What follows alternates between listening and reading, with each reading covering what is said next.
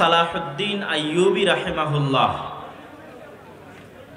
তার সময়, তার আগে পরের সময় সমগ্র মুসলিম বিশ্বে মুসলমানদের অবস্থা কেমন ছিল, সেখান থেকে সালাহুদ্দিন আইয়ুবী রাহিমাহুল্লাহ কিভাবে মসজিদে আকসা এবং বাইতুল মুকাদ্দাসকে মুসলমানদের জন্য উদ্ধার করে দিয়েছিলেন, এবং আজকে আমরা আবার কেন মসজিদে আকসাকে হারিয়ে ফেলেছি,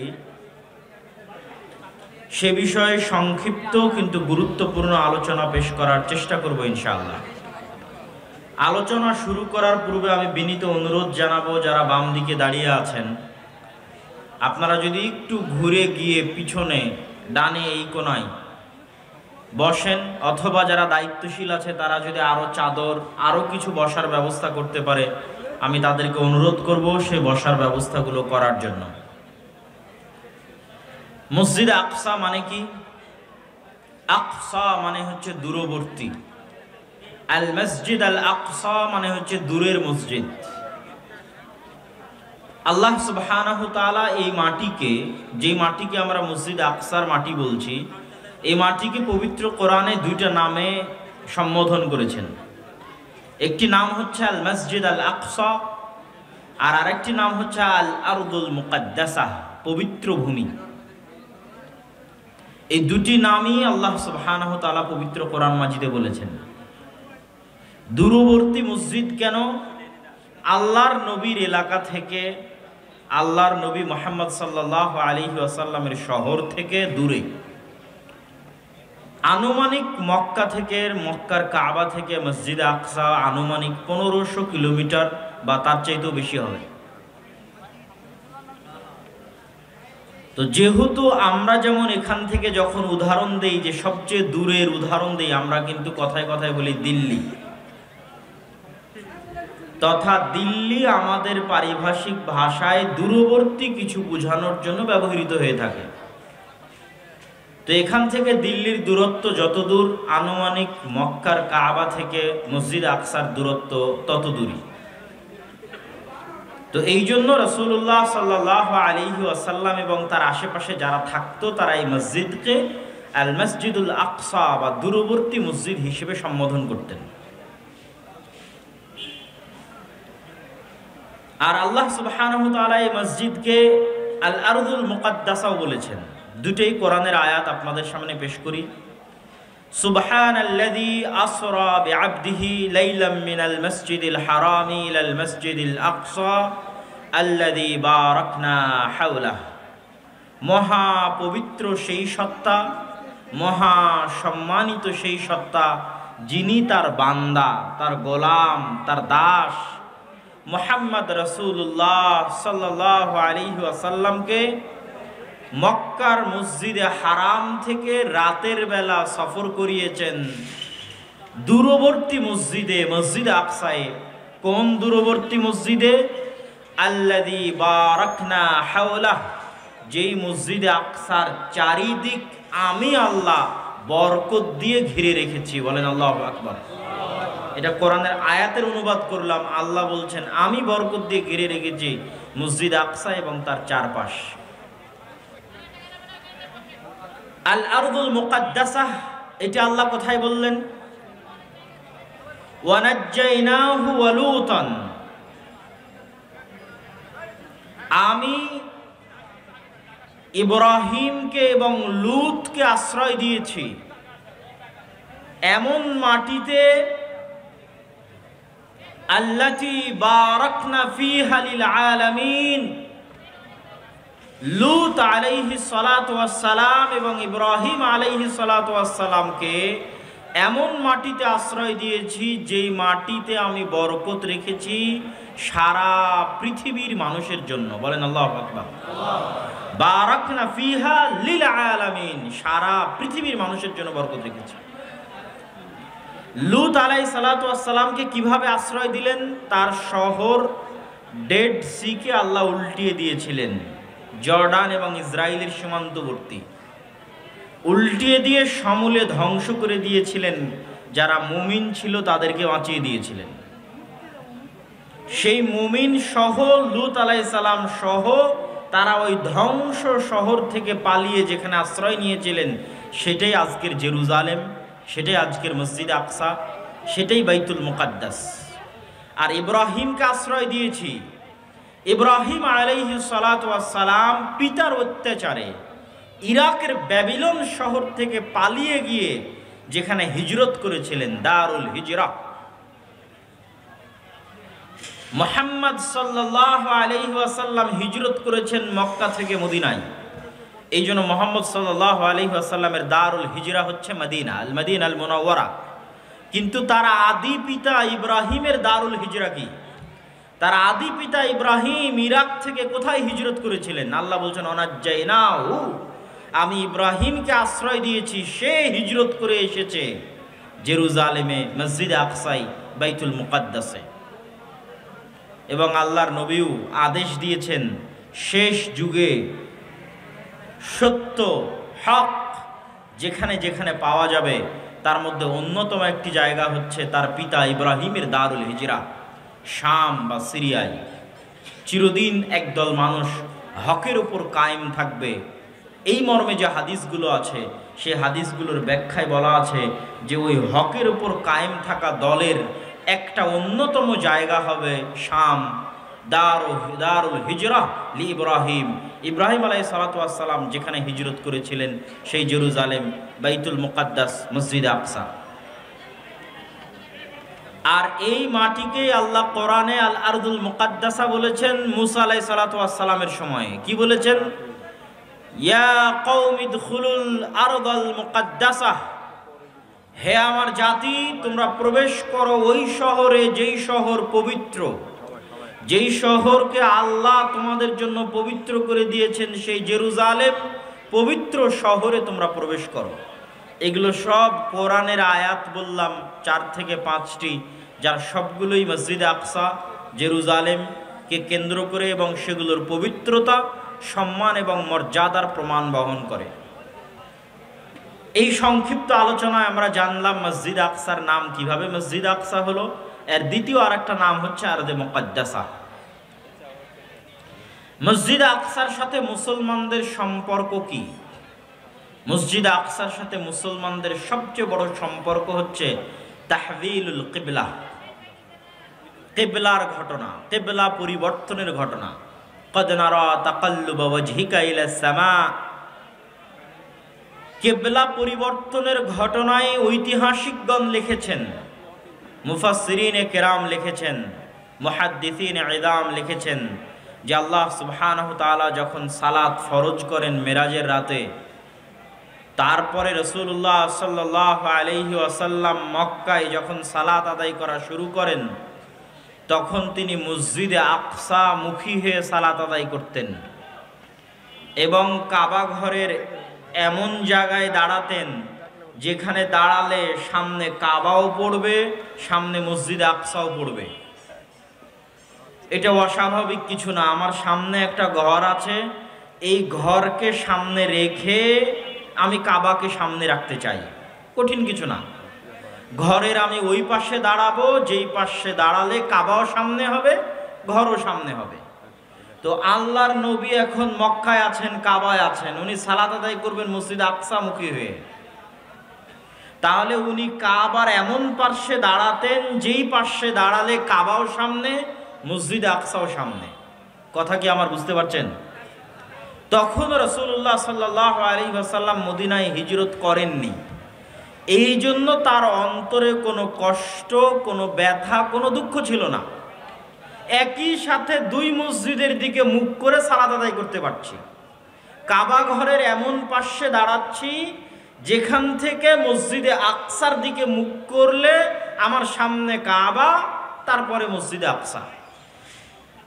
সুতরাং রাসূলুল্লাহ সাল্লাল্লাহু আলাইহি ওয়াসাল্লাম তেমন কোনো ব্যথা অনুভব করতেন না। কিন্তু ব্যথা অনুভব করা শুরু করলেন কখন? যখন তিনি মক্কা থেকে হিজরত করে মদিনায় চলে আসলেন। মদিনায় আসার পরে ওনার জন্য বিপদ হলো দুটা, সামনে কাবা নাই, আর কাবার দিকে মুখ করে সালাত আদায়ের সুযোগও নাই। কেননা সালাত আদায়ের আদেশ আছে, মসজিদে আকসা মুখী সালাত আদায়ের আদেশ। তো মদিনা থেকে উনি একসাথে কখনই পারবেন না ভৌগোলিক কারণে যে উনি মসজিদ আকসামুখী হলে কাবাকে সামনে রাখা সম্ভব নয়। তাহলে একে তো সামনে কাবা নাই, কাবা থেকে বিচ্ছিন্নতার ব্যথা, আর দ্বিতীয়ত কাবাকে যে স্মরণ করবেন, কাবার দিকে যে মুখ করে সালাত আদায় করবেন সেটাও নাই। আল্লাহর বিধান অনুযায়ী আদেশ আছে মসজিদ আকসামুখী সালাত আদায় করার। এই কষ্টে রাসূলুল্লাহ সাল্লাল্লাহু আলাইহি ওয়াসাল্লাম সালাত আদায় করেছেন 17 মাস মদিনা মুনাওয়ারায়। 17 মাস পর আল্লাহর আয়াত নাজিল হয় যে আপনি এখন মুখ ফিরিয়ে নিন মসজিদে আকসার দিকে।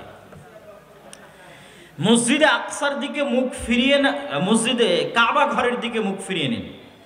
তো কাবা ঘরের দিকে মুখ ফিরিয়ে নেওয়ার এই আদেশ আমাদের কাছে শুধু ধর্মীয় দৃষ্টিকোণ থেকে সালাতের সাথে কানেক্টেড হলেও এর কিছু পলিটিক্যাল ভিউ আছে, পলিটিক্যাল অ্যানালাইসিস আছে, রাজনৈতিক বিচার ও বিশ্লেষণ আছে এই আদেশের সাথে। সেই রাজনৈতিক বিচার ও বিশ্লেষণ হচ্ছে, মক্কায় কোরাইশরা ব্যতীত অন্য ধর্মের মানুষ তেমন বসবাস করত না। মদিনায় ইহুদি এবং খ্রিস্টানদের বসবাস ছিল। শুধু ইহুদি গোত্রের বসবাস ছিল তিনটা, বানু কোরাইজা, বানু কায়নুকা, বানু নাদির। তিনটা ইহুদি গোত্র মদিনায় বসবাস করত। এই সমস্ত ইহুদি আর খ্রিস্টানদের কাছে সবচেয়ে পবিত্র জায়গা মসজিদ আকসা। আল্লাহ সুবহানাহু ওয়া তাআলার পক্ষ থেকে প্রকারান্তরে, বাহ্যিকভাবে না, প্রকারান্তরে এই সমস্ত ইহুদি এবং খ্রিস্টানদের অন্তরকে নরম করার জন্য, তাদের অন্তরে ইসলামের প্রতি ভালোবাসা তৈরি করার জন্য, ইসলামকে তাদের কাছে একটি আসমানি দ্বীন হিসেবে পেশের গ্রহণযোগ্যতা তুলে ধরার জন্য, যে ঠিক আছে তোমাদের দাবি অনুযায়ী সব নবী জেরুজালেমে এসেছেন অথবা জেরুজালেমের সাথে কানেক্টেড থেকেছেন, তোমাদের দাবি অনুযায়ী আরবে বানু ইসমাইলে কোনো নবী আসার কথা নয়, আরবেও যদি নবী আসে তো বানু ইসরাইলে আসবে। এই জন্য আরব বিশ্বে কোথাও কোনোদিন ইহুদিদের বসবাস ছিল না। মদিনাতে এই তিনটা ইহুদি গোত্র এসেছিল এই আশায় যে তাদের মধ্যে যদি আল্লাহ শেষ নবী পাঠায়, কেননা তারা জানতো শেষ নবী আরবে আসবে। কিন্তু শেষ নবী যে বানু ইসমাইলের বংশে হবেন, ইসমাইল আলাইহিস সালাতু ওয়াস সালামের বংশে হবেন, এটা তারা কল্পনা করেনি। তারা অপেক্ষা করছিল বানু ইসরাইল থেকেই নবী আসবেন। তো এটার পলিটিক্যাল ভিউ কি? আল্লাহ 17 মাস যাবত এই সমস্ত মদিনায় বসবাস করা ইহুদি, মদিনায় বসবাস করা খ্রিস্টানদেরকে একটা চান্স দিলেন তাদের অন্তরকে নরম করার জন্য, তাদের কাছে ইসলামকে একটি আসমানি দিন হিসেবে, ইসলামের সম্পর্কও যে ওই সমস্ত আসমানি দিন যে আল্লাহ সুবহানাহু ওয়া তাআলার পক্ষ থেকে এসেছে, এটাও যে ওই আল্লাহর পক্ষ থেকে আসা আসমানি দিন। ইনিও ইব্রাহিম আলাইহিস সালাতু ওয়াস সালামের বংশধর, যেমন আগের নবীরা ইব্রাহিম আলাইহিস সালাতু ওয়াস সালামের বংশধর, ইনিও ইব্রাহিম আলাইহিস সালাতু ওয়াস সালামের বংশধর। এইগুলো যে একই আল্লাহ সুবহানাহু ওয়া তাআলার পক্ষ থেকে আসছে, এটা তুলে ধরার জন্য এটা খুবই জরুরি ছিল যে রাসূলুল্লাহ সাল্লাল্লাহু আলাইহি ওয়াসাল্লাম মসজিদ আকসা মুখী হয়ে সালাত আদায় করবেন। 17 মাস পর যখন কাবার দিকে মুখ ফেরানোর আদেশ দেওয়া হলো, তখন তার মানে ইহুদি খ্রিস্টানদের সাথে ইসলামের পলিটিক্যাল যে একটা এলাই, রাজনৈতিক একটা জোট তাদের সাথে তৈরি করা বা তাদের অন্তরকে নরম করা, ওই দিন শেষ হয়ে যায়, ওই যুগ শেষ হয়ে যায় যে এখন আর তোমাদের খাওয়া নাই, এখন স্বাধীন সত্তা হিসেবে দ্বীনে ইসলাম আস্তে আস্তে বড় হবে এবং একটা সময় ইযহির আলা জামিউল আদিয়ান, সকল দিনের উপর বিজয় লাভ করবে। আর ওই বিজয় লাভের আলামত হিসেবে মসজিদ আকসা একদিন মুসলমানদের হবে। এই আল্লাহ সুবহানাহু ওয়া তাআলার প্ল্যান, পরিকল্পনা এবং মুহাম্মদ সাল্লাল্লাহু আলাইহি ওয়াসাল্লাম এর মাধ্যমে 17 মাস মসজিদে আকসার দিকে কেবলা রাখার মাধ্যমে মুসলমানদের অন্তরে মসজিদ আকসার প্রতি ভালোবাসা দিয়ে দেওয়া, মুসলমানেরা তো আর এই জিনিসটা এখন উঠিয়ে ফেলতে পারবে না, বাদও দিতে পারবে না যে তাদের প্রথম কেবলা কোথায় ছিল। কথা বলেন, আমাদের প্রথম কেবলা কোথায় ছিল? মসজিদ আকসা। আমরা প্রথম সালাত আদায় করেছি, আমার নবী প্রথম সালাত আদায় করেছে। আমার নবীর নির্মিত প্রথম মসজিদ কোন মসজিদের দিকে তৈরি করে বানানো হয়েছিল? মসজিদ আকসা। এই ইতিহাস আমরা মুছেও ফেলতে পারবো না। সুতরাং মসজিদ আকসার প্রতি আমাদের ভালোবাসা থাকবে চিরন্তন, চিরস্থায়ী। এই চিরন্তন চিরস্থায়ী ভালোবাসাটা জুড়ে দেওয়ার জন্য, কানেক্টেড করার জন্য আল্লাহর নবীর জীবদ্দশায় এটা হওয়া খুবই জরুরি ছিল। এটা বিধান হিসেবে, ধর্মীয় বিধান হিসেবে যেটাই থাকুক, এর পলিটিক্যাল গুরুত্ব অনেক অনেক অনেক বেশি। এই কেবলা পরিবর্তনের ঘটনার রাজনৈতিক গুরুত্ব অনেক বেশি। রাসূলুল্লাহ সাল্লাল্লাহু আলাইহি ওয়াসাল্লামের মেরাজের ঘটনার রাজনৈতিক গুরুত্ব অনেক বেশি। যে নবী মুহাম্মদ সাল্লাল্লাহু আলাইহি ওয়াসাল্লাম দাবি করছেন, আল্লাহ সুবহানাহু ওয়া তাআলা কোরআনে আয়াত অবতীর্ণ করে বলছেন যে আমি আমার বান্দাকে মসজিদে হারাম থেকে মসজিদ আকসায় নিয়ে গেছি, সকল নবীর ইমামতিতে সেখানে সালাত আদায় করেছি, বরাক তিনি সেখানে বেঁধে রেখেছেন, সেখান থেকে তিনি আসমানে গেছেন। এই ইতিহাস, এই ঘটনা, পৃথিবীর ইতিহাসের এই ঘটনার গুরুত্ব শুধু ধর্মীয় দিক থেকে নয়, রাজনৈতিক দিক থেকে অনেক অনেক শক্তিশালী। যে মুসলমানদের ভালোবাসার জায়গা, পবিত্রতার জায়গার সাথে মসজিদ আকসাকে স্থায়ীভাবে সম্পৃক্ত করে দেওয়া। মুসলমানেরা যে ইবাদত দৈনিক 5 বার করে, সেই ইবাদতের সাথে ওতপ্রোতভাবে জড়িয়ে আছে মসজিদ আকসা। ওই মেরাজের মাধ্যমে আল্লাহর নবী সেই 5 ওয়াক্ত সালাত নিয়ে এসেছেন, যে মেরাজ শুরু হয়েছিল মসজিদ আকসায়। যেই মেরাজের মাধ্যমে আল্লাহর নবী 5 ওয়াক্ত সালাত নিয়ে আসলেন, ওই সালাত আদায় হলো মসজিদ আকসামুখী হয়ে। সুতরাং আমাদের দৈনিক আদায় করা সালাতের সাথে মসজিদ আকসার সম্পর্ক চিরন্তন, চিরস্থায়ী। সম্মানিত উপস্থিতি, আর দ্বিতীয়ত, অতীতের দিনের যে সমস্ত বিষয় মানসুখ হয়নি, তার সবই এই দিনের অংশ। এবং নবী মুহাম্মদ সাল্লাল্লাহু আলাইহি ওয়াসাল্লাম অতীতের সকল নবীর প্রকৃত এবং যোগ্য উত্তরসূরি।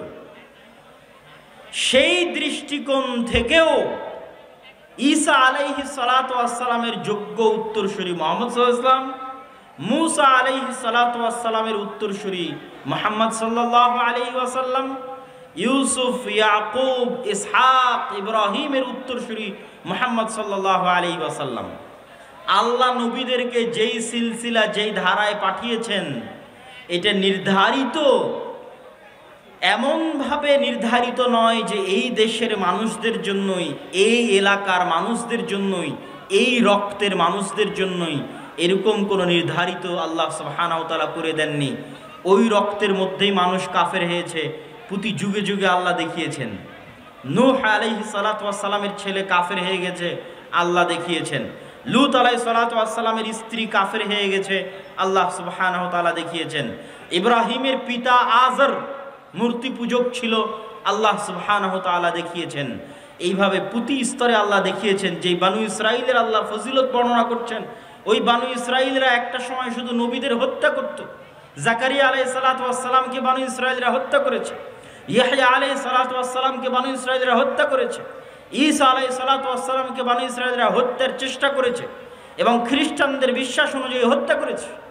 অথচ তাদের ফজিলত আল্লাহ অনেক দিয়েছিল।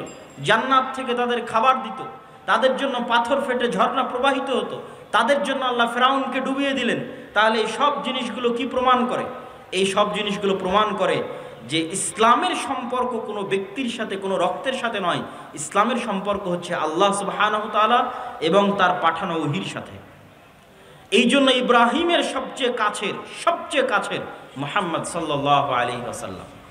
দ্বীনের কারণে, তাওহীদের কারণে মিল্লাত ইব্রাহিমের সবচেয়ে শক্তিশালী দাবিদার মুহাম্মদ সাল্লাল্লাহু আলাইহি ওয়াসাল্লাম।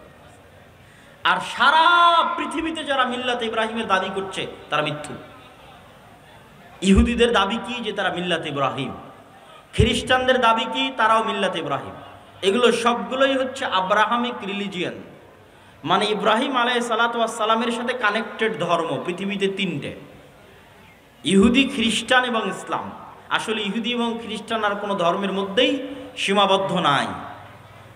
ধর্মীয় আকীদা এবং বিশ্বাসের দৃষ্টিকোণ থেকে মুহাম্মদ সাল্লাল্লাহু আলাইহি ওয়াসাল্লাম সবচেয়ে কাছের ইব্রাহিম আলাইহিস সালাতু ওয়াস সালামের। আর ইব্রাহিম আলাইহিস সালাতু ওয়াস সালাম এই প্রথম নবী যিনি আল্লাহর দুইটা পবিত্র ঘর একসাথে তার সন্তানদের দিয়ে আবাদ করেছেন। আর ওই একই সৌভাগ্য আল্লাহ মুহাম্মদ সাল্লাল্লাহু আলাইহি ওয়াসাল্লাম এবং তার বানু ইসমাইল এবং তার পরবর্তী উত্তরসূরিদের দিয়েছেন। ওই একই সৌভাগ্য যে মুসলমানেরাও একই সাথে দুইটা মসজিদ আবাদ করবে, মসজিদ হারাম, মসজিদ আকসা। এই ভাগ্য আল্লাহ ইব্রাহিম আলাইহিস সালাতু ওয়াস সালামকে দিয়েছিলেন, তারপরে আর কারো এই ভাগ্য হয়নি। ইব্রাহিম আলাইহিস সালাতু ওয়াস সালাম একাই 4 থেকে 5 বার আল আরদুল মুকাদ্দাসা পবিত্র ভূমি থেকে মক্কার পবিত্র ভূমিতে সফর করেছেন 4 থেকে 5 বার। ইব্রাহিম আলাইহিস সালাতু ওয়াস সালামের জন্য যেমন আল্লাহ জেরুজালেমকে আল আরজুল মুকাদ্দাসা বলেছেন, ইব্রাহিম আলাইহিস সালাতু ওয়াস সালাম তেমন মক্কাকে হারাম করে গেছিলেন, মক্কার জন্য দোয়া করে গেছেন, মক্কার বরকতের জন্য।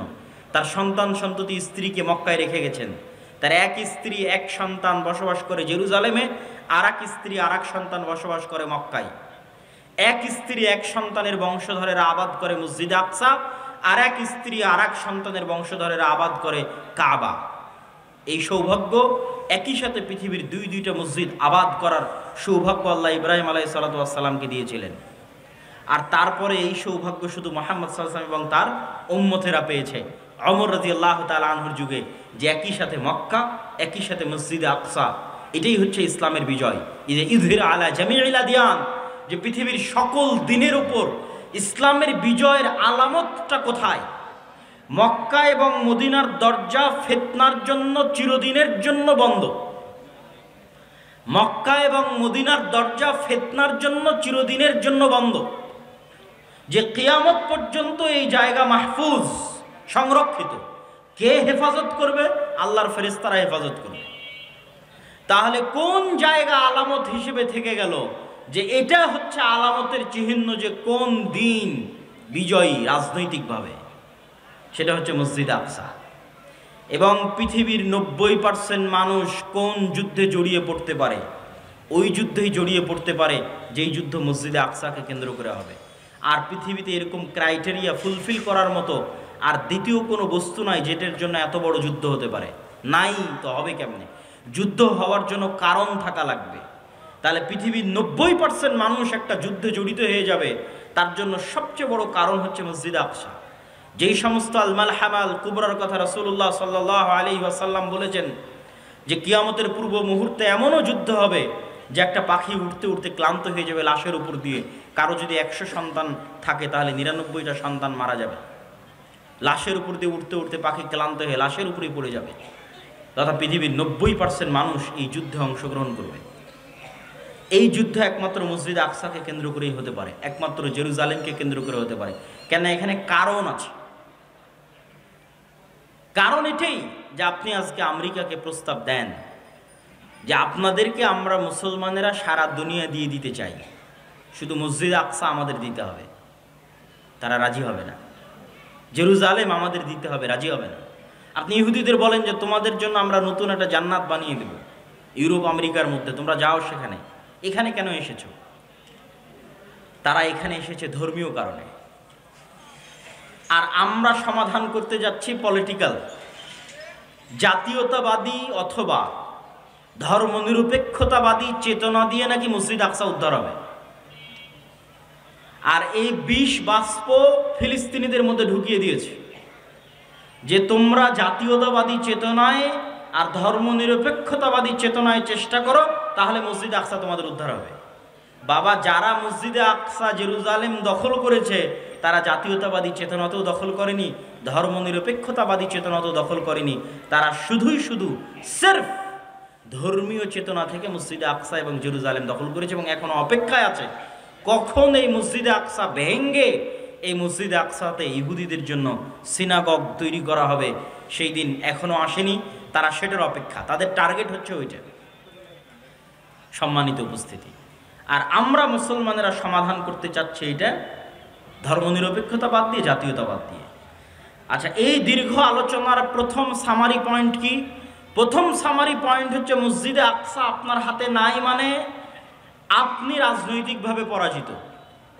গোটা মুসলিম উম্মাহ, গোটা মুসলিম বিশ্ব রাজনৈতিকভাবে পরাজিত। মসজিদে আকসা জেরুজালেম আপনার হাতে নাই মানে আপনার উপর দিয়ে এখন আল্লাহর আযাব এবং গজব প্রবাহিত হচ্ছে। মসজিদে আকসা মুসলমানদের হাতে নাই মানে মুসলমানদের উপর দিয়ে কি প্রবাহিত হচ্ছে বলেন তো? আল্লাহর আযাব এবং গজব।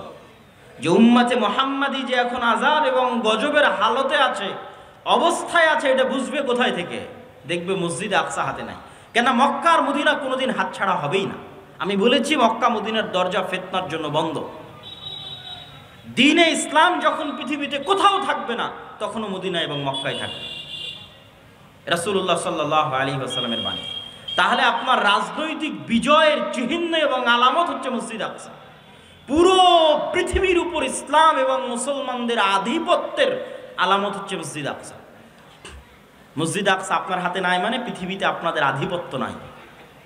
পৃথিবীতে আপনারা গোলামে পরিণত হয়েছেন, আমরা গোলামে পরিণত হয়েছি। পৃথিবীতে আমরা অধিকার বঞ্চিত জাতিতে পরিণত হয়েছি। আমরা আযাব এবং গজবের মধ্যে দিয়ে দিন পার করছি। তার প্রমাণ হচ্ছে মসজিদে আকসা আমাদের হাতে নাই। আল্লাহ সুবহানাহু ওয়া তাআলা রাখেননি, আমাদের আমলের কারণে, আমাদের চরিত্রের কারণে, আমাদের গুনাহের কারণে। আর আমরা এই মসজিদে আকসা ফেরত পেতে পারবো না। মিছিল আয়োজনের মাধ্যমেও ফেরত পেতে পারবো না, ফেসবুকে লেখালেখির মাধ্যমেও ফেরত পেতে পারবো না। সারা বিশ্বে কত জায়গায় মিছিল হচ্ছে তার হিসাব নাই। হার্ভার্ড ইউনিভার্সিটির ছাত্ররা মিছিল করতেছে, মুসলিম ছাত্ররা। আমি যে শহর থেকে আসলাম, ডান্ডি ইউনিভার্সিটির যারা মুসলিম সোসাইটি আছে তারাও সমাবেশ আয়োজন করেছে মসজিদে আকসার জন্য।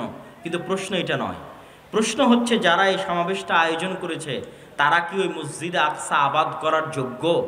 আল্লাহ কি তাদেরকে যোগ্য হিসেবে বিবেচনা করছেন? এটাই হলো প্রশ্ন।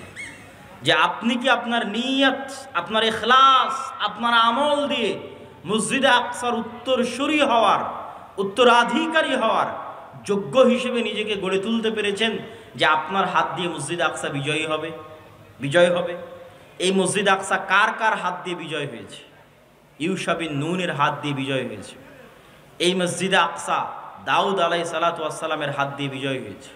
এই মসজিদে আকসা ওমর ইবনুল খাত্তাব রাদিয়াল্লাহু তাআলা আনহুর হাত দিয়ে বিজয় হয়েছে। এই মসজিদে আকসা সালাহুদ্দিন আল আইয়ুবির হাত দিয়ে বিজয় হয়েছে। তাদের এই বিজয়ের ঘটনাগুলো পড়েন, তাদের আমল, আখলাক, চরিত্র, আকীদা, বিশ্বাস দেখেন যে আল্লাহ সুবহানাহু ওয়া তাআলা কেন, কিভাবে তাদেরকে এই বিজয় দান করেছিলেন। আর আমরা কোন জায়গায় আছি যে আমরা ওই জায়গা থেকে বঞ্চিত এবং আল্লাহর আযাব এবং গজবের শিকার আমরা। সম্মানিত উপস্থিতি, আজকে আমরা মুসলমানেরা যে কঠিন এবং ভয়াবহ অবস্থার মুখোমুখি, এই কঠিন এবং ভয়াবহ অবস্থার চাইতেও কঠিন এবং ভয়াবহ অবস্থা মুসলমানদের ইতিপূর্বে গেছে, এর চাইতেও কঠিন আর ভয়াবহ। সেটাই আপনাদেরকে শোনানোর জন্য সংক্ষিপ্ত একটা সামারি দিই। সেই সংক্ষিপ্ত সামারি হচ্ছে মুসলমানেরা মাত্র 200 থেকে 300 বছরের মধ্যে যত বড় বড় ঝড় মোকাবেলা করেছে, এত বড় ঝড় তারপরে এখন পর্যন্ত আর মোকাবেলা করেনি। এই ঝড়গুলো কি? 3টে ঝড় যারা মসজিদে আকসা নিয়ে চলে গেছিল। 2 মঙ্গোলীয়দের ঝড় যারা বাগদাদে লক্ষ লক্ষ মুসলমানকে জবাই করেছিল, মুসলমানদের খালিফাকে পর্যন্ত জবাই করেছিল, আব্বাসীয় খেলাফতের পতন ঘটিয়েছিল। 3 কর্ডোভা, গ্রানাডা এবং স্পেনের পতন। সুকুত আন্দালুসের পতন, স্পেন, কর্ডোভা, গ্রানাডার পতন। 3টে। এই 3টার মধ্যে এখন 2টা চলমান আছে। আপনারা শুধু মসজিদে আকসার কথা জানেন, কর্ডোভার জামে মসজিদের কথা জানেন না। আল্লাহ সুবহানাহু ওয়া তাআলা আমাদেরকে মসজিদে আকসায় যাওয়া থেকে বঞ্চিত রেখেছেন। ঠিক আমাদেরকে আল্লাহ সুবহানাহু ওয়া তাআলা, যদিও কর্ডোভার জামে মসজিদের আলাদা কোনো ফজিলত নাই, কিন্তু কর্ডোভার জামে মসজিদ যাদের টাকায় নির্মিত তারা আমাদের বাপদাদা। কথা কি আমার বুঝতে পারছেন? যেমন উমাইয়া খলিফারা মিশরের 7 বছরের রাজস্ব আয় মসজিদ আকসায় ব্যয় করেছিল, 7 বছরের রাজস্ব আয়। ঠিক তেমনি আন্দালুসের যারা খলিফা ছিল তারা বড় বড় বিজয়ের গনিমতের মাল জামে মসজিদ কর্ডোভায় ব্যয় করে দিয়েছে।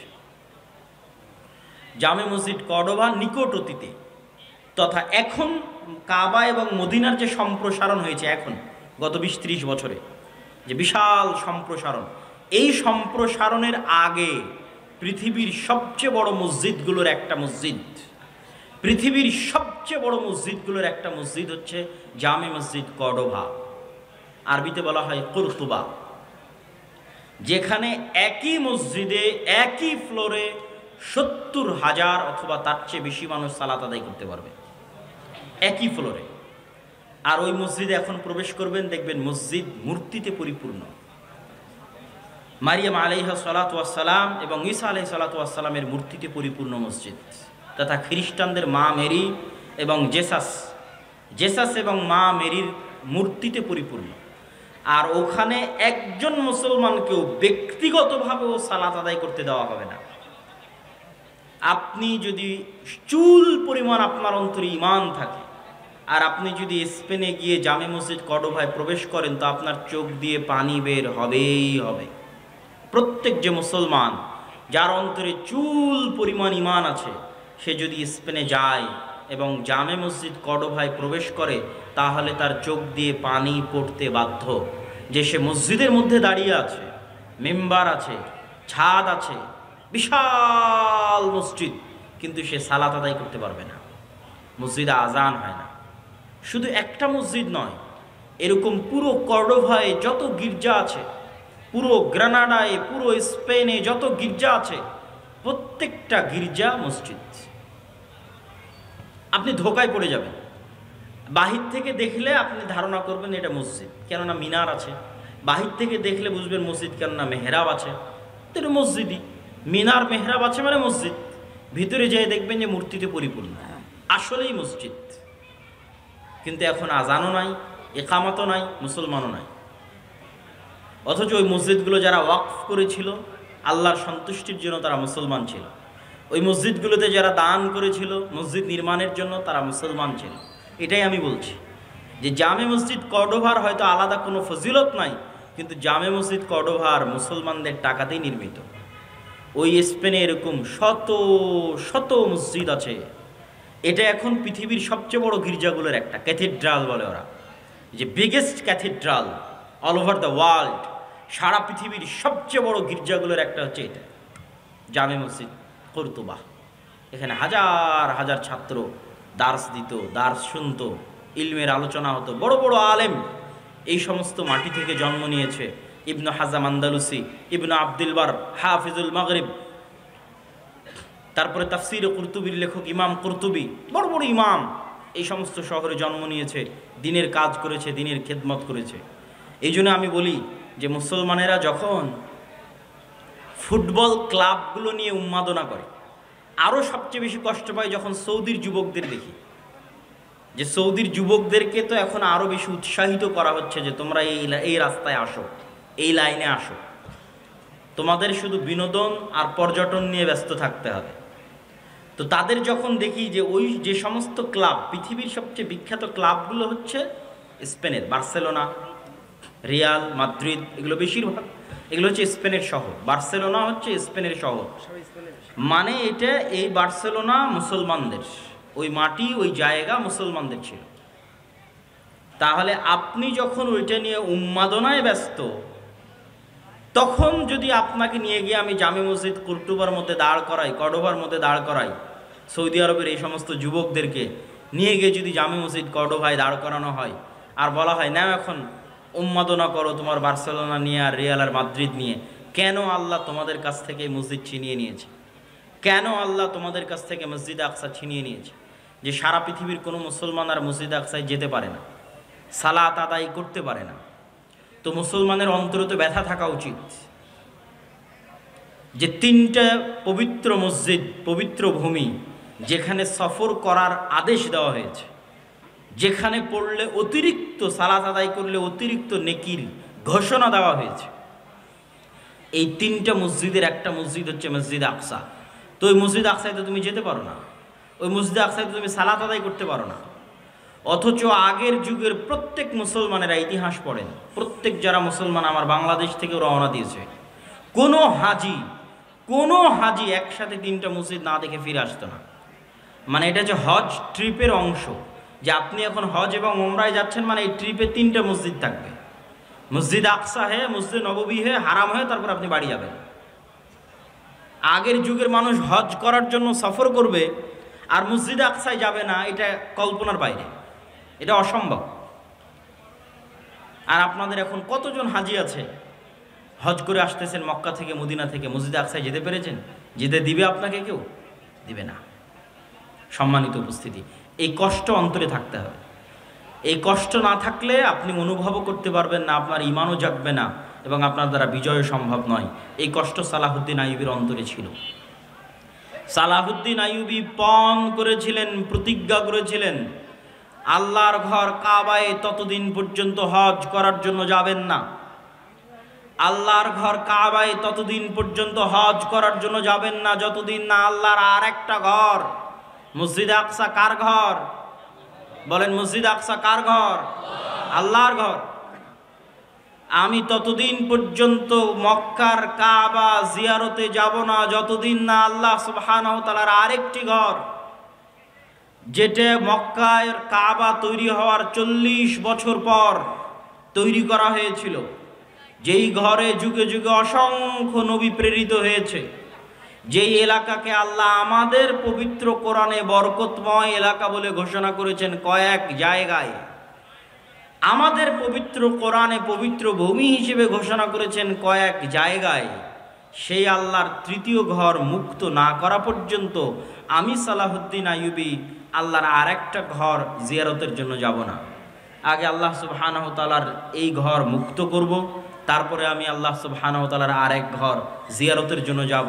এই হিম্মত, এই চেষ্টা, এই আবেগ সালাহুদ্দিন আইয়ুবীর ছিল, এই জন্য তিনি বিজয় করতে পেরেছিলেন।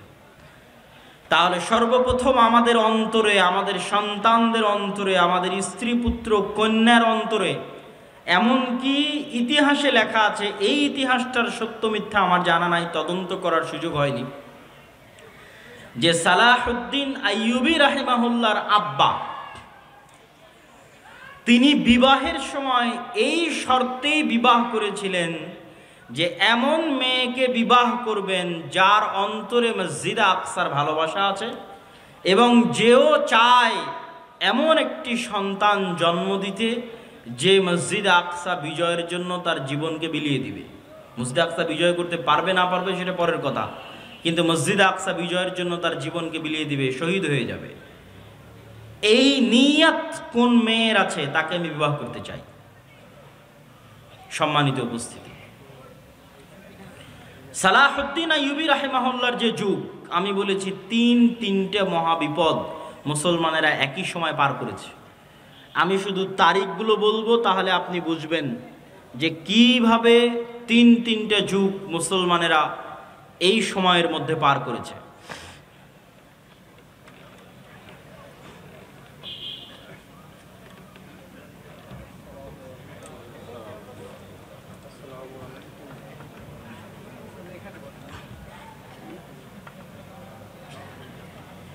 আমরা যদি 1000 খ্রিস্টাব্দ অথবা 1100 খ্রিস্টাব্দকে শুরু ধরি আর 1400 খ্রিস্টাব্দকে বা 1400 খ্রিস্টাব্দের মাঝামাঝি পর্যন্ত শেষ ধরি, তাহলে এই 300 বছর, 1100 থেকে 1400, এই 300 বছরে মুসলমানদের উপর পৃথিবীর সবচেয়ে বড় বড় কয়েকটা বিপদ গেছে। তার মধ্যে 1, মসজিদ আকসা হারিয়ে ফেলা। 2, মসজিদ আকসা কাদের হাতে মুসলমানেরা হারিয়ে ফেলেছিল? ক্রুসেডারদের হাতে। ক্রুসেডাররা এসেছিল কোথায় থেকে? ইউরোপ থেকে, ইতালি থেকে, ফ্রান্স থেকে, জার্মানি থেকে ক্রুসেডাররা এসেছিল। 2, বাগদাদের আব্বাসীয় খেলাফতের পতন কাদের হাতে হয়েছিল? মঙ্গোলীয়দের হাতে। মঙ্গোলীয়রা এসেছিল কোথায় থেকে? চায়নার পার্শ্ববর্তী দেশ মঙ্গোলীয় থেকে, যাদেরকে পৃথিবীর কোনো যুদ্ধে কেউ পরাজিত করতে পারেনি। স্রোতের মতো তারা এক এক শহর থেকে আর এক শহর বিজয় করতে করতে করতে করতে বাগদাদকে মাটির সাথে মিশিয়ে দিয়ে তারপরে তারা ক্ষান্ত হয়েছে। এবং ওই সময়ের আলেম ওলামারা লিখেছে যে এরা ইয়াজুজ মাজুজ। ওই সময়ের আলেম ওলামারা সন্দেহে পড়ে গেছিলেন যে ইয়াজুজ মাজুজ হয়তো এরাই। এইভাবে একের পর এক মুসলিম শহর এলাকা, কোথায় চায় না, এখান থেকে শুরু করলে Uzbekistan, Kyrgyzstan, Kazakhstan, Samarkand, বোখারা, Nishapur, Iran, Iraq, তারপরে ইন্ডিয়ার সাইডের কিছু অংশ, আফগানিস্তান, পাকিস্তান, এগুলো সব বিজয় করতে করতে ইরাকের রাজধানী, তৎকালীন আব্বাসীয় খেলাফতের রাজধানী বাগদাদ পর্যন্ত বিজয় করেছে। এবং তারা এতটাই নৃশংস, এতটাই পশুত্ব তাদের মধ্যে ছিল যে তারা টানা 4 দিন অথবা 5 দিন যাবৎ লক্ষ লক্ষ মুসলমানকে জবাই করেছে এবং মুসলমানদের কাটা মাথা দিয়ে মিনার তৈরি করত। তৃতীয় কোনটা? তৃতীয় হচ্ছে কর্ডোভার পতন, গ্রানাডার পতন। কর্ডোভার পতন হয়েছে 1236, ওই একই সময় স্পেনের পতন। তাহলে এই 3টে বড় ঘটনার মতো একসাথে এত বড় ঘটনা মুসলমানদের উপর আর যায়নি। এই জন্য আমি বারবার বলি যে এখন মুসলমানেরা যে বিপদ, যে আপদ, যে কষ্টের মধ্যে আছে, এর চেয়ে বেশি কঠিন, বেশি ভয়ঙ্কর বিপদ আপদ জাতিগতভাবে মুসলমানদের উপর দিয়ে পার হয়ে গেছে। তা হচ্ছে এই 200-300 বছর ক্রান্তিকাল, ইসলাম এবং মুসলমানদের ক্রান্তিকাল। তো এখান থেকে কি মুসলমানেরা বের হতে পেরেছিল? জি, এখান থেকে মুসলমানেরা বের হতে পেরেছিল। আল্লাহ বের করার রাস্তা করে দিয়েছিলেন। এক, মসজিদ আকসা আল্লাহ মুক্ত করেছেন সালাহুদ্দিন আইয়ুবীর মাধ্যমে। সালাহুদ্দিন আইয়ুবীর মাধ্যমে মসজিদে আকসা মুক্ত করার যুদ্ধ ছিল হিত্তিনের যুদ্ধ। সালাহুদ্দিন আইয়ুবী মসজিদে আকসা মুক্ত করার জন্য কয়েকটা পয়েন্টে কাজ করেছেন। এই পয়েন্টগুলো খুবই গুরুত্বপূর্ণ। তার মধ্যে 1 নম্বর পয়েন্ট হচ্ছে গোটা মুসলিম এলাকা মোনাফেকে পরিপূর্ণ হয়ে গেছিল। সব আমির ওমারারা মোনাফেক, খ্রিস্টান ক্রুসেডারদের নারী এবং টাকার কাছে বিক্রি হয়ে যেত সমস্ত আমির ওমারারা। আর সবচেয়ে বেশি শত্রুতা করত শিয়ারা। ওই সময় শিয়াদের শাসন ছিল মিশরে, ফাতিমীয়, ওবায়দীয় শিয়া খেলাফত ছিল মিশরে, যারা প্রতিষ্ঠা করেছিল জামিয়াতুল আজহার। আজকের আজহার বিশ্ববিদ্যালয় শিয়ারা প্রতিষ্ঠা করেছিল শিয়া মাযহাব প্রচার করার জন্য। তো সালাহুদ্দিন আইয়ুবী রাহিমাহুল্লাহর 2টা টার্গেট ছিল। মিশর এবং সিরিয়াকে এক করতে হবে। মিশর এবং সিরিয়া একত্রিত না হওয়া পর্যন্ত মসজিদ আকসা আমি বিজয় করতে পারবো না। মজার বিষয় হলো ওমর রাদিয়াল্লাহু তাআলা আনহুর যুগেও যখন মসজিদ আকসা বিজয় হয় তখনও মুসলমানেরা মিশর এবং সিরিয়া একত্রিত করেছিল। মিশর এবং সিরিয়ার বিজয় শেষ করে মসজিদ আকসার বিজয় সম্পন্ন করেছিল। কেননা ভৌগোলিকভাবে আজও মসজিদে আকসা বিজয় করা কঠিন যদি সিরিয়া এবং মিশর আপনার হাতে না থাকে। ফিলিস্তিন বিজয় করা কঠিন যদি সিরিয়া এবং মিশরের মাটি আপনার হাতে না থাকে। এর অনেক ভৌগোলিক বিশ্লেষণ আছে, আমি লম্বা আলোচনায় যাব না। তার মধ্যে সবচেয়ে বড় ভৌগোলিক বিশ্লেষণ হচ্ছে ভূমধ্য সাগর। ভূমধ্য সাগরের পানি আপনি কি দিয়ে কন্ট্রোল করবেন? ক্রুসেডাররা সব আসতো ওই পানি দিয়ে, ভূমধ্য সাগর দিয়ে। বেশিরভাগ স্থলপথেও আসতো না তা নয়, কিন্তু পানি দিয়ে আসতো। ওই ভূমধ্য সাগরের তীর কন্ট্রোলে নিতে হলে আপনাকে সিরিয়া পুরো কন্ট্রোলে নিতে হবে, মিশর পুরো কন্ট্রোলে নিতে হবে, তাহলে প্রবেশ পথ বন্ধ, অন্তত সমুদ্র দিয়ে আর কেউ আসতে পারবে না। এবার মাটি আপনার দখলে, এখন শুধু মসজিদে আকসা বাকি। তো এটা ছিল সালাহুদ্দিন আইয়ুবী রাহিমাহুল্লাহর 1 নম্বর কৌশল। 2, সালাহুদ্দিন আইয়ুবী রাহিমাহুল্লাহ আকীদাগত যুদ্ধ লড়েছিলেন, আকীদার যুদ্ধ। তিনি শিয়াদের বিরুদ্ধে যুদ্ধ করতে করতে ক্লান্ত হয়ে গেছে। যত বেশি মুসলমানদের বিরুদ্ধে সালাহুদ্দিন আইয়ুবী যুদ্ধ করেছিলেন, মুসলিম শাসক এবং মুনাফিকদের বিরুদ্ধে, তত যুদ্ধ উনি ক্রুসেডারদের সাথেও লড়েননি, তত যুদ্ধ উনি এই খ্রিস্টানদের সাথেও লড়েননি। ওনার দিনই পার হয়ে গেছে, সময় বয়সে পার হয়ে গেছে শুধু মুসলমানদের সাথে যুদ্ধ করতে করতে, মুসলিম আমির ওমারাদের মুনাফিকি দূর করতে করতে। তার একটা বড় কারণ ছিল শিয়া মাযহাব। এই শিয়া মাযহাব থেকে মিশরকে মুক্ত করার জন্য আরেকটা মাদ্রাসা প্রতিষ্ঠা হলো মাদ্রাসা নিজামিয়া। নিজামুল মুলক তিনি এই মাদ্রাসা প্রতিষ্ঠা করলেন। তার নামে মাদ্রাসার নাম হলো মাদ্রাসা নিজামিয়া। যে মাদ্রাসা নিজামিয়াকে প্রতিষ্ঠা করা হয়েছিল জামিয়াতুল আজহারের মোকাবেলায়, শিয়া মাযহাবকে উৎখাত করার জন্য আরব বিশ্ব থেকে। এবং এই মাদ্রাসা নিজামিয়ার ছাত্রদের বড় ভূমিকা ছিল পরবর্তীতে মঙ্গোলীয়দের পতন ঘটাতে এবং পরবর্তীতে ক্রুসেডারদের পতন ঘটাতে এবং পরবর্তীতে শিয়া মাযহাব থেকে আরব বিশ্বকে মুক্ত করতে মাদ্রাসা নিজামিয়ার ছাত্রদের বড় অবদান ছিল। বড় বড় আলেম এই মাদ্রাসার ছাত্র, ইবনু আসাকির তারিখ দিমাশকের লেখক এই মাদ্রাসার ছাত্র, ইমাম গাজ্জালি এই মাদ্রাসার ছাত্র, এবং এই মাদ্রাসারই পরবর্তী উত্তরসূরিরা ছিলেন ইবনু কাসির, ইবনুল আসির, ইবনু তাইমিয়া। তাদের যুগের যারা, তারা আরও পরে এসেছেন, কিন্তু তার আগের যখন মাদ্রাসা প্রতিষ্ঠা হয় তখনকার কথা বলছি, সম্মানিত উপস্থিতি। তারপরে সালাহুদ্দিন আইয়ুবী রাহিমাহুল্লাহ মিশর বিজয় করার পর জামিয়াতুল আজহার থেকে শিয়া মাযহাবকে চিরদিনের জন্য নিষিদ্ধ করে দিলেন, এবং আজ পর্যন্ত, এখন পর্যন্ত মিশরে আর পরবর্তীতে শিয়া মাযহাব প্রবেশ করতে পারেনি, এবং জামিয়াতুল আজহার বা আজহার বিশ্ববিদ্যালয়ে শিয়া মাযহাব প্রবেশ করতে পারেনি। তারপরে এবার যখন তিনি জেরুজালেম বিজয়ের জন্য অভিযান শুরু করলেন, তখন সবচেয়ে বড় যুদ্ধটা হয়েছিল হিত্তিনের প্রান্তরে। আর ইউরোপ থেকে যারা এসেছিল, ইউরোপ হচ্ছে সব শীতকালীন দেশ, শীতকালীন কান্ট্রি। মুসলমানেরা শীতকালীন এরিয়া বিজয় করতে পারত না, স্পেন পর্যন্ত গিয়ে শেষ। স্পেনের সাথে লাগানো ফ্রান্স, স্পেনের সাথে লাগানো সীমানা ইতালির, ইতালি ফ্রান্স মুসলমানেরা বিজয় করতে পারেনি। তার সবচেয়ে বড় কারণ ছিল বরফ এবং শীত। তার পরবর্তীতে নৈতিক এবং চারিত্রিক অধঃপতন তো আছে। তারপর আজীবন ইস্তাম্বুল মুসলমানেরা বিজয় করতে পারেনি, কনস্টান্টিনোপল তখনও অবিজিত। যখনকার ঘটনা বলছি তখনও বিজয় হয়নি, এটা আমি আসবো ধীরে ধীরে এবং আমার বক্তব্য শেষের দিকে নিয়ে যাব। তাহলে কি হলো, সালাহুদ্দিন আইয়ুবী হিত্তিনের প্রান্তরে যুদ্ধ করছেন কাদের সাথে? যারা ওই সমস্ত এলাকা থেকে এসছে যেগুলোতে -ডিগ্রির শীত। তো এই জন্য সালাহুদ্দিন আইয়ুবী ওদেরকে নিয়ে চলে গেলেন মরুভূমিতে, যুদ্ধে পরাজয়ের ভান করে সবকে নিয়ে গেলেন মরুভূমিতে, যেখানে পানির কোনো ব্যবস্থা নাই, মাইল 50-100 কিলোমিটারের মধ্যে। আর চারিদিকে আগুন জ্বালিয়ে দিয়ে ব্যবস্থা করলেন গরমের, তাপের। যুদ্ধ ছিল জুন জুলাইয়ের মৌসুম, উপরে সূর্যের তাপ, নিচে মরুভূমির তাপ, আর চারিদিকে আগুনের তাপ। এই তাপ সহ্য করার জন্মগত ক্ষমতা আরবদের আছে, কেননা তারা মরুভূমিতেই বড় হয়েছে। আর যারা ক্রুসেডাররা এসেছে তারা সব এসেছিল শীত দেশ থেকে, এই জন্য গরমে গায়ের সব বর্ম, লোহার বর্ম তারা খুলে ফেলতে বাধ্য হয় এবং যুদ্ধে তাদের পরাজয় সুনিশ্চিত হয়। তবে মজার বিষয় কি? মজার বিষয় হচ্ছে ওমর রাদিয়াল্লাহু তাআলা আনহু মসজিদ আকসা বিজয় করেছেন, এক ফোঁটা রক্ত পড়েনি। সালাহুদ্দিন আইয়ুবী মসজিদ আকসা বিজয় করেছেন, এক ফোঁটা রক্ত পড়েনি। এবং আমি বিশ্বাস করি তৃতীয়বার যখন মসজিদ আকসা বিজয় হবে তখনও এক ফোঁটা রক্ত পড়বে না। এই ধারাবাহিকতা বজায় থাকবে, আল্লাহ সুবহানাহু ওয়া তাআলা সেই ব্যবস্থা করে দিবেন, এটা বিশ্বাস করি অন্তর থেকে ইনশাআল্লাহ। সম্মানিত উপস্থিতি, তাহলে একটা গেল আল্লাহ সালাহুদ্দিন আইয়ুবীর মাধ্যমে মসজিদ আকসা বিজয় করলেন। আর একটা হচ্ছে আইনে জালুতের যুদ্ধ, মঙ্গোলীয়রা বাগদাদের পতন ঘটিয়ে এগিয়ে যাচ্ছে, তিনটা মসজিদ একত্রে তাদের দখলে চলে আসবে। জেরুজালেম দখলে আসবে, মক্কায় দখলে আসবে, মদিনা দখলে আসবে। তিনটা মসজিদকে বাঁচানোর মতো ওই সময় আর কোনো শক্তিশালী শাসক ছিল না, মামলুক, মিশরের মামলুকরা ছাড়া। সালাহুদ্দিন আইয়ুবীর পরপরই 50-100 বছরের মাথায় মঙ্গোলীয়দের এই ঘটনাগুলো। তখন মামলুকদের বাদশা ছিল সাইফুদ্দিন কুতজ, জাহিরুদ্দিন আল বেরবাস। তাদের সাথে যুদ্ধে সর্বপ্রথম মঙ্গোলীয়রা পরাজয় ঘটে। তাহলে একদিকে জেরুজালেম উদ্ধার হলো, মঙ্গোলীয়দের পরাজয় হলো। পরবর্তীতে মঙ্গোলীয়দের কি হলো? পরবর্তীতে মঙ্গোলীয়রা নিজেরা ইসলাম গ্রহণ করে নিল।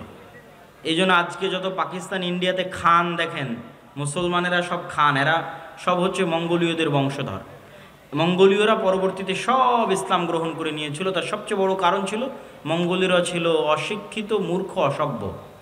আর তারা মুসলমানদের যে সমস্ত নারী পুরুষদের ধরে নিয়ে যেত, এরা সবাই ছিল শিক্ষিত, উচ্চ মার্গের শিক্ষিত মুসলমান নারী এবং পুরুষরা। তাদের সাথে বিবাহ বন্ধনে আবদ্ধ হওয়ায় ধীরে ধীরে ধীরে ধীরে তাদের পরবর্তী জেনারেশন ইসলাম গ্রহণ করে ফেলে। আর ক্রুসেডাররা কি হলো? ক্রুসেডাররা ফিরে চলে গেল ইউরোপে, এবং আজ অবধি তারা ক্রুসেড চালাচ্ছে, চলছেই ক্রুসেড। আচ্ছা, এই দুইটা সংকট কাটিয়ে উঠে মুসলমানদের কোনো অর্জন আছে? আছে।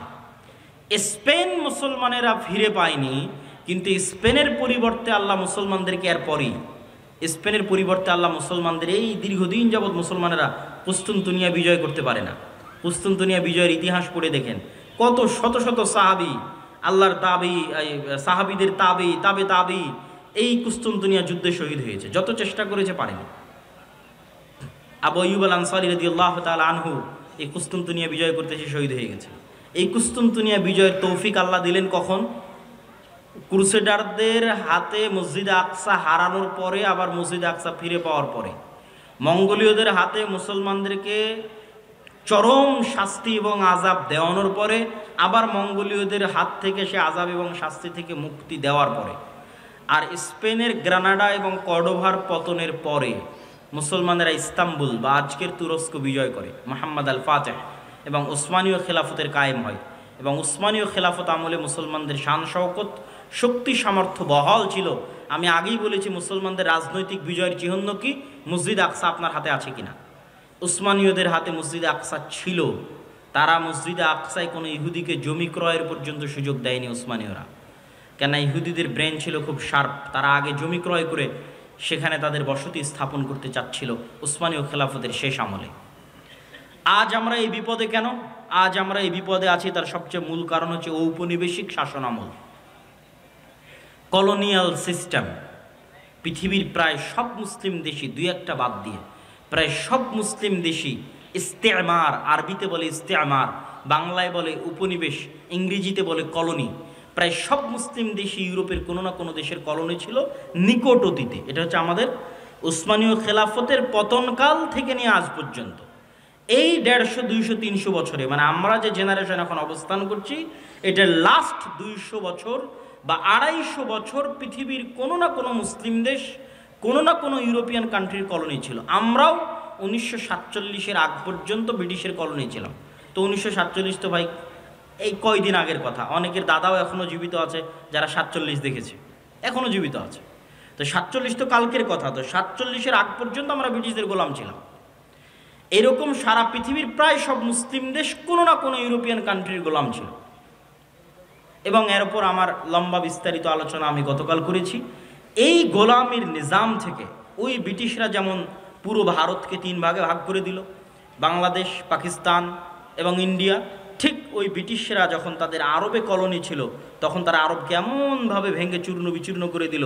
কাতার নামে পৃথিবীতে কোনো দেশই ছিল না, আরব আমিরাত নামে পৃথিবীতে কোনো দেশই ছিল না, জর্ডান নামে পৃথিবীতে কোনো দেশই ছিল না, ইসরায়েল নামে পৃথিবীতে কোনো দেশই ছিল না, লেবানন নামে পৃথিবীতে কোনো দেশই ছিল না। ঠিক তেমনি বাংলাদেশ বা পাকিস্তান নামে পৃথিবীতে কোনো দেশ ছিল না। এগুলো সব ওই যে ইস্তেমার, কলোনিয়াল সিস্টেম। ওরা যখন এই দেশগুলো ছেড়ে গেছে তখন ডিভাইড অ্যান্ড রুল, ভাগ করে গেছে, নতুন দেশ তৈরি করে গেছে। তো ওই শাম, সিরিয়াকে জর্ডানে ভাগ করেছে, লেবাননে ভাগ করেছে। একটু দিয়েছে জর্ডান, একটু দিয়েছে লেবানন, একটু দিয়েছে কাতার, একটু দিয়েছে আরব আমিরাত, একটু দিয়েছে বাহরাইন, একটু একটু করে দিয়ে ওর মধ্যে থেকে ইসরায়েল বের করেছে। ওর মধ্যে থেকে অল্প একটু জায়গা বের করেছে ইসরায়েলের জন্য। অনেক দীর্ঘদিনের সুপরিকল্পনার ফসল এবং মুসলমানদের অধপতনের ফসল, মুসলমানদের উপর আল্লাহর আযাব এবং গজবের যে আলামত সেটার প্রমাণ।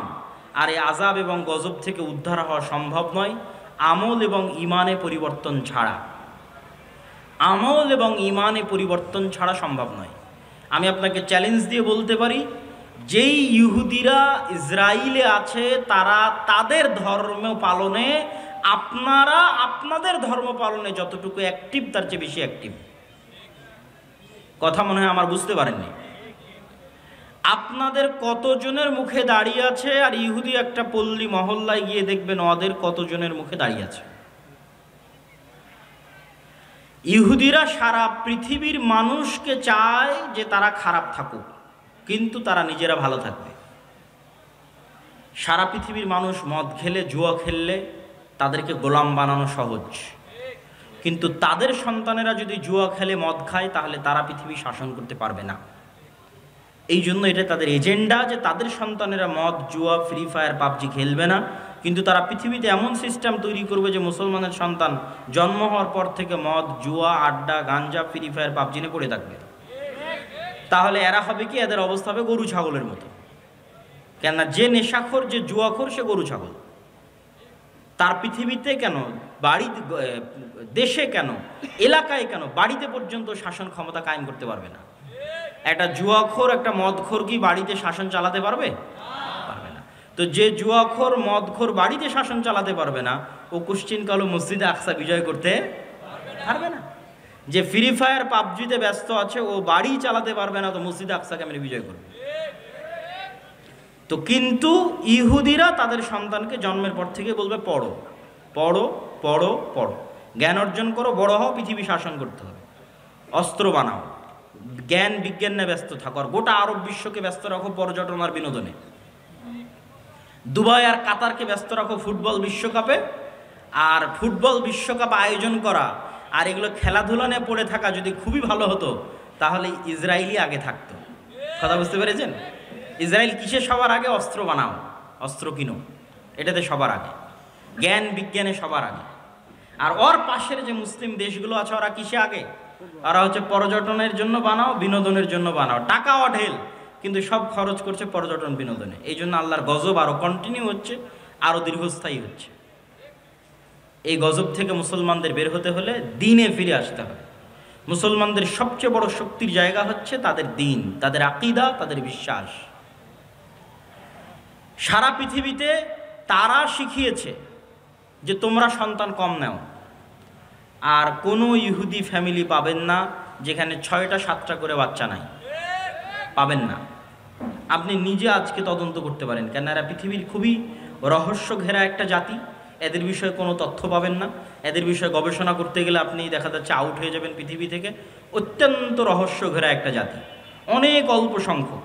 কিন্তু যদি আপনার পক্ষে সম্ভব হয়, বিশেষ করে যে সমস্ত মুসলমান ভাইয়েরা ইউরোপে আছেন, তারা ইহুদি পল্লীগুলোতে গিয়ে দেখবেন তাদের কয়টা করে সন্তান। আর তাদেরই এনজিওগুলো আপনার মুসলিম এলাকায় গিয়ে বলতেছে তোমাদের সন্তান কমাও।